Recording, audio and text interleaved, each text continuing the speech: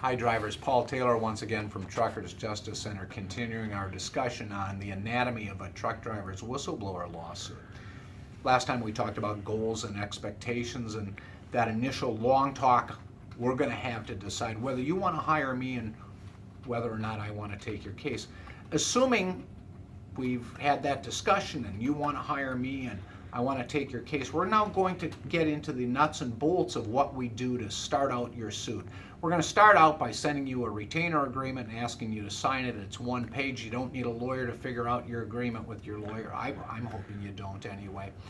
And then you're going to have a long discussion with one of our paralegals. Most likely it's going to be this gentleman here. That's Wes Samples. Wave. Okay, there he is. He does most of our complaint writing. Cassidy, who's behind the camera, also does it. Pete and Jennifer in our office, who are law clerks, which means they're law students on their way to becoming lawyers. They also write complaints up, as does my wife Nancy, who works part-time as a paralegal.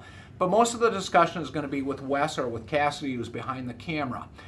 They're going to take the details of your charge and they're going to put it into a legal complaint that we're going to file with OSHA.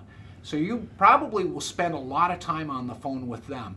They do it because I'm usually off trying cases or writing briefs. Doesn't mean I'm not going to be involved, but they're sort of in the trenches.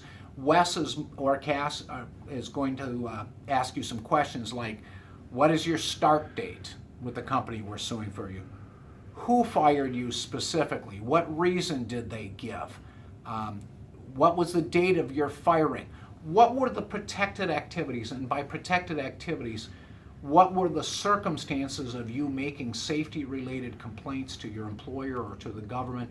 Or what were the circumstances of your refusal to drive, say, for example, while impaired due to illness or fatigue, or because of an audible air leak, or an oil leak, or one marker light out, or a bald tire? So they're going to get the particulars for that. They're going to at least start out with a draft. That may leave some of the blanks, the dates blank in the complaint, and we're going to ask you to go get us the dates that certain events occurred. And the other thing that Wes and Cassidy are going to ask you for are things like your logbook, pay stubs from the employer that we're suing, and pay stubs from where you have worked since, because that all affects your damages. So you're going to spend a lot of time on the phone with those two gentlemen just simply to prepare the complaint that we would file for you with OSHA, which is part of the United States Department of Labor. Once the case is filed with OSHA, there's going to be an investigator assigned to handle your case, to investigate it, and to interview you and the other side. We'll talk about that, the OSHA process, in our next video. Thanks for watching, and drive safely out there. Thanks. Bye.